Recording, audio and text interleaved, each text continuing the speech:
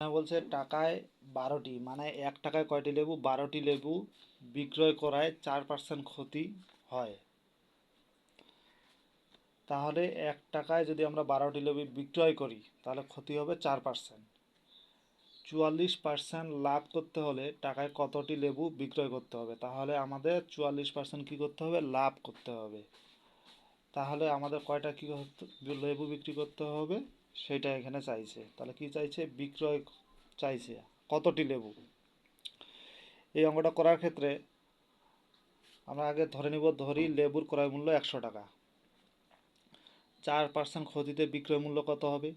যে ক্রয় মূল্য থেকে আমরা ক্ষতিটা বাদ দিলে আমরা পেয়ে যাচ্ছি বিক্রয় মূল্য কত আসলো? 96 টাকা। এখানে অঙ্কে প্রথমে বলে দিচ্ছে টাকায়, টাকায় মানে কয় টাকায়? 1 টাকায়। তাহলে 12টি লেবুর বিক্রয় মূল্য কয় টাকা? 1 টাকা। এটা দেওয়া আছে। এখন দেখেন যদি বিক্রয় মূল্য, এই যে বিক্রয় মূল্য আমরা পাইছি, বিক্রয় মূল্য 96 টাকা হলে ক্রয় মূল্য কয় টাকা? 100 টাকা। তার জন্য বিক্রয় মূল্য 96 টাকা হলে ক্রয় মূল্য 100 টাকা। বিক্রয় মূল্য 1 টাকা হলে ক্রয় মূল্য কী হবে? এবার কমছে, কমলে কী হয়ে যায়? ভাগ হয়ে যায়। তারপর এটাকে যদি আমরা 4 দ্বারা কাটাকাটি করি তাহলে আসবে 25/24 এত টাকা। এখন খেয়াল করেন এই যে 1 টাকায়, এই যে 1 টাকায় সম্পর্ক, এটার সাথে সম্পর্ক, এই যে বিক্রয় মূল্য, বিক্রয় মূল্য।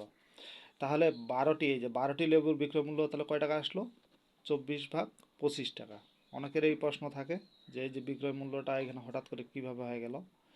এটা হচ্ছে এই যে 1 টাকা, এই যে 1 টাকা, তাহলে এর পরিবর্তে আমরা এটা বসাই দিতে পারি 25/24 টাকা। এখন আবার বলছে যে 44% লাভে, এই যে অঙ্কটাতে দেখেন আবার বলছে 44% লাভে।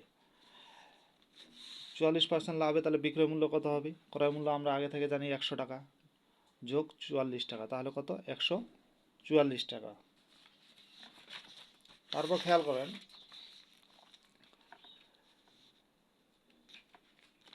এখন আবার ক্রয় মূল্য কয় টাকা? আমাদের কি বের করতে বলছে? বিক্রয় মূল্য কতটা বিক্রি করলে, কতটি লেবু বিক্রি করলে, তাহলে বিক্রয় মূল্য তাই আমাদের বের করতে হবে। তার জন্য আমরা ক্রয় মূল্য কয় টাকা জানি আগে থেকে? 100 টাকা। আর নতুন করে বিক্রয় করবো কয় টাকায়? 144 টাকায়।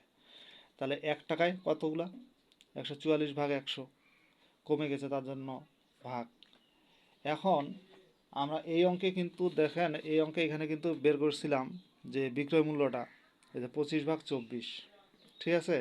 তার জন্য এই যে এটা কি আমাদের বিক্রয় মূল্য না? বিক্রয় মূল্যের এখানে আমরা এই যে বিক্রয় মূল্যের এখানে আমরা কি দিব? বিক্রয় মূল্যটা মানটা, ঠিক আছে? এখানে এখানে ক্রয় মূল্যটা দেওয়া আছে, ক্রয় মূল্যের জায়গায় আমরা কি দেবো? ক্রয় মূল্যের মানটা দেবো। এই যে ক্রয় মূল্য, ক্রয় মূল্য কোথায় পাইছিলাম? এই যে এখানে লিখছিলাম 25/24 টাকা ক্রয় মূল্য। তো এটা এখানে দেওয়াতে এবার কী হয়েছে? বেশি হয়েছে, বেশি হলে গুণ হয়ে যাবে 25/24। এখন যদি আমরা কাটাকাটি করি, 25 দ্বারা 100কে কাটি, 4×25 100, 24 দ্বারা 144কে কাটি, 6 বাদ যাবে। আবার 2 দ্বারা 2 কাটি, 3 দুগুণা 6, আর 2 দুগুণা 4, তা 3/2। এটা কি আসলো? এটা আসলো 3/2 টাকা। এটা কি বিক্রয় মূল্য? তাহলে আমরা বিক্রয় মূল্য পেয়ে গেলাম। বিক্রয় মূল্য কয়টা বলছে? 12টি লেবু বিক্রয় করতে হবে। এই যে বিক্রয় মূল্য, এই টাকায় কয়টা লেবু? এই যে আমাদের প্রথমে বলে দিছে যে 12টি লেবু বিক্রয় করতে হবে। 3/2 টাকায় বিক্রয় করতে হবে 12টি লেবু, অতএব 1 টাকায় বিক্রয় করতে হবে কি? তাহলে এখানে কি হয়েছে? কমে গেছে, ঠিক আছে? কমে গেলে কি হয়ে যায়? ভাগ হয়ে যায়। ভাগ মানে কি? ওইটা আবার উল্টায় গেলে নিচেরটা উপরে যাবে, উপরেরটা নিচে যাবে, ঠিক আছে? এখন কাটাকাটি করেন, 3 4 12, অতএব 8টি লেবু।